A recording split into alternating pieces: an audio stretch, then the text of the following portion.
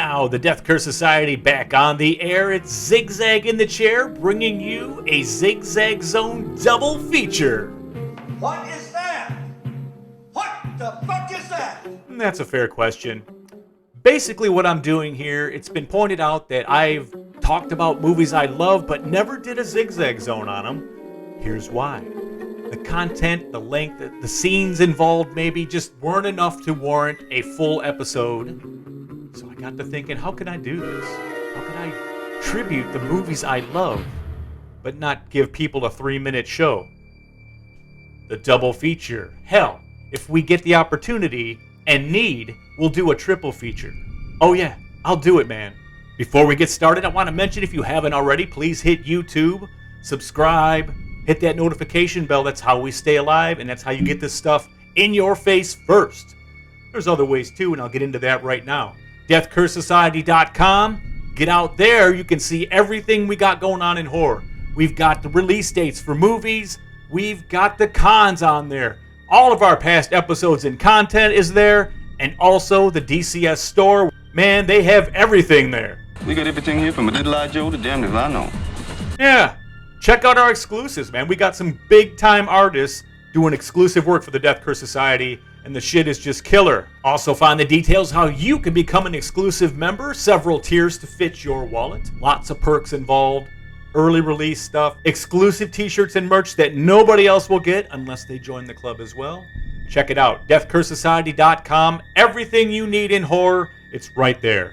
Alright, let's get into this Zig Zag Zone double feature. First up, a Canadian classic by all means. I was in love with this movie before I got the unrated cut. And now they've even re-released it all cleaned up and pretty, so it was meant to be seen, an original cut. I don't even have that one yet. I got the version from 10 years ago, so you might see some scratches and clicks on the film there.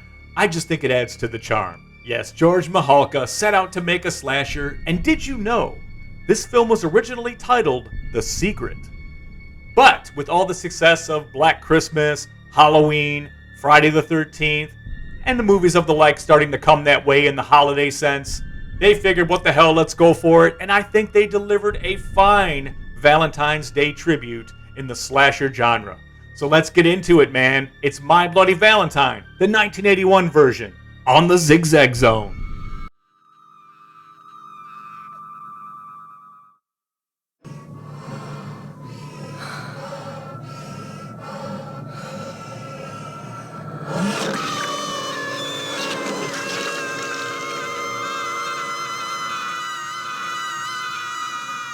He killed the 2 supervisors who had left their posts the year before.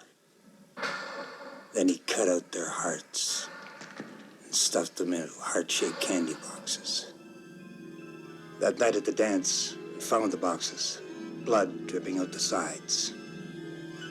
Inside was a note, a warning from Harry, never to hold a Valentine's dance ever. Roses are red, violets are blue. One is dead, and so are you?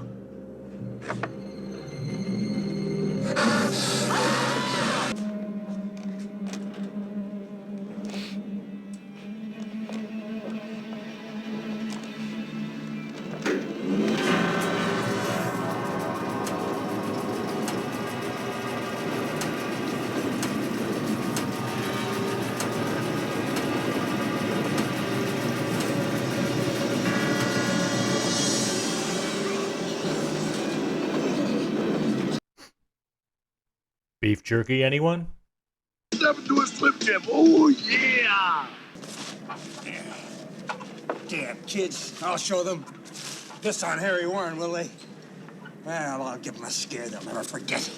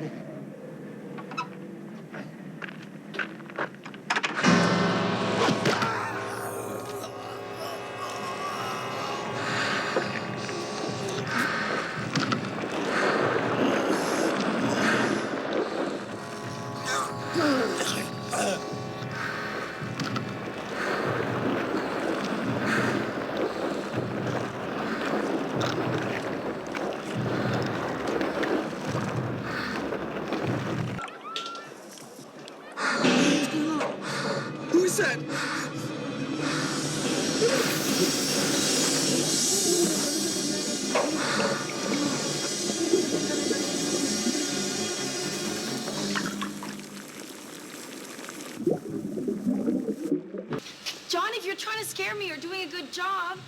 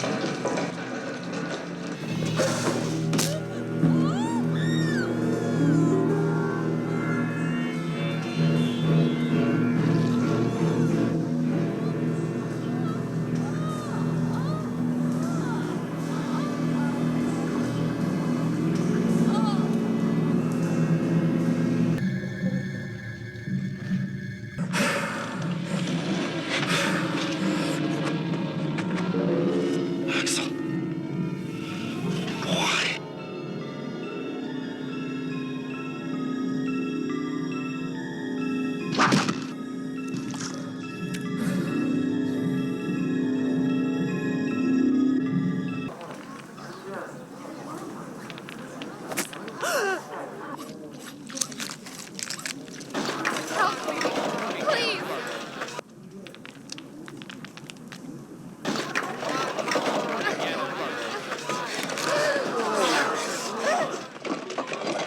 This whole fucking town is going to die! We're coming back, you bastards! Sarah, be my bloody Valentine. There you have it. My Bloody Valentine, a slasher worthy of a spot on anybody's shelf. Long live Harry Warden. If you like the Zig Zag Zone, you're probably going to dig the Death Curse Society's regular programming. Join me, the Colonel, and Red Crank as we break down everything in horror going on. Everything, man. Then we chop it up and release it into bite-sized morsels to fit your week. Perfect. If that's not enough, you can join us every Monday night at 8 for Monday Maniacs. Me and the boys go live, we pick a topic, and you get to get involved. Shout your questions, shout your insults, we take it all and we take it live, man. Every single Monday night at 8 from Death Curse Society. Alright, time for number 2 in the double feature on the Zig Zag Zone, and this one is special to me. I've held this close to my heart for years and years, ever since seeing it in a theater and its little limited theater release. I want to say it was a double feature back then with The Evil Dead, which we've done here on the Zig Zag Zone already, so it didn't make sense, you know what I mean? But this one, Tom McLaughlin, who you may recognize as the director of Friday the 13th Part 6, Jason Lives, arguably the best one. I don't think so. I think the final chapter is a bit better, but that's another story.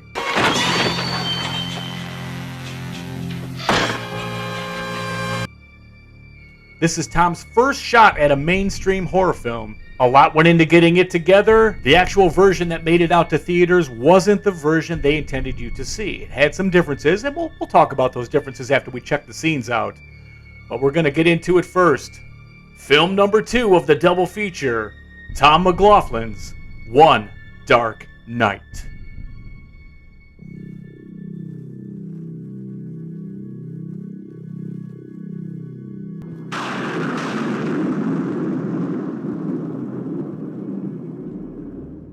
Alright, before we get to the good stuff, I wanted to share one scene that I've really liked. It's really stayed with me. It's a long shot, panning through the cemetery as it heads up to the mausoleum doors, into the mausoleum, down the halls, and the soundtrack to One Dark Night that plays. It's an absolute crime that this isn't available on vinyl or CD at this point. The soundtrack is amazing, very synthesized, but it's perfect for this setting in this movie. Check this scene out and you'll see what I mean.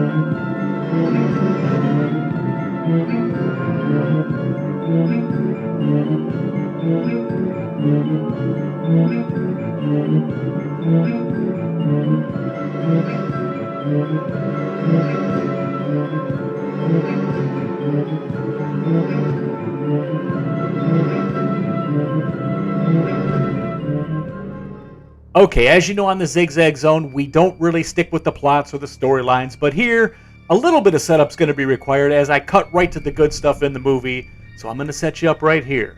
Carl Raymar. He's found dead in his apartment with 6 dead girls as well. We see right away that Raymar has some special powers as they're taking his body out. Some of that power is shown. Well, check it out.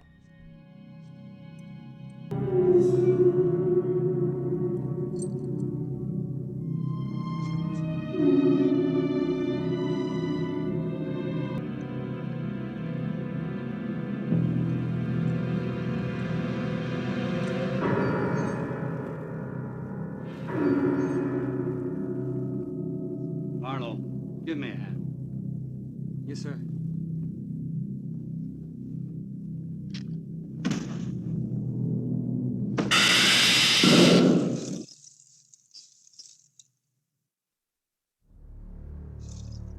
Now we're going to move along a little bit to the main story, get to it. We have some high school girls in a clique, and we have a girl who's desperate to get into the clique. Very typical of how things were in the 70s and 80s back then, just wanting to be part of the club. However, Carol, the leader of the sisters, wants nothing to do with Julie, our hero, played by Meg Tilly. She's going to do whatever she can to make sure Julie cannot be a sister, the name of the clique that the girls belong to. By the way, Julie is now dating Carol's ex-boyfriend, so it's not helping her case at all. So Carol cooks up one more initiation test for Julie to join the sisters. And it goes something like this. Say, Carol, check out our new sister. Julie ain't no sister yet, Kitty. Well, she's passed every test you've given her. For your information, Leslie, I'm far from finished with her initiation. Boy, do you want one of these, huh? Yeah, that would be great. Well, after tonight, you could have one. Yeah? You're gonna have to stay until they open up in the morning and you won't be able to get out. We'll be back in the morning to make sure you stayed in there all night long. You'll be surrounded by the dead. Nothing but dead bodies. Okay, so our story is set. Julie's locked in the mausoleum to spend the night, her final test to join the sisters. Carol and one of the sisters, because one decides she doesn't want to be part of this cruelty, go back to the mausoleum to scare Julie out of the mausoleum, thus ending her dreams of ever being a sister. So the girls start fucking with her and she can't tell what's real and what isn't. What none of them know is Raymar has been entombed in this mausoleum where Julie is spending the night and slowly garnering his power even after death. A power that allows him to manipulate inanimate objects. So that pretty much catches us up to where I'm going to drop you in the video now. The girls are in the mausoleum terrorizing Julie. They realize something's wrong as Raymar's power is starting to have an effect on the mausoleum around them, destroying a chapel and they want out. One small problem, Raymar is awake. Let's get out of here.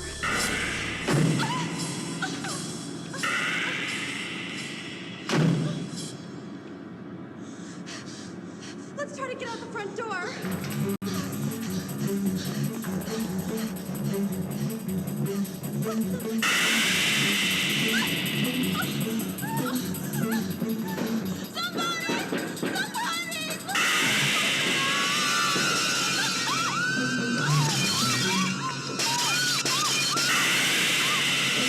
There's gotta be another way out of here. Maybe we can find something to break a window. What about one of those chairs from that funeral down the hall? Good idea.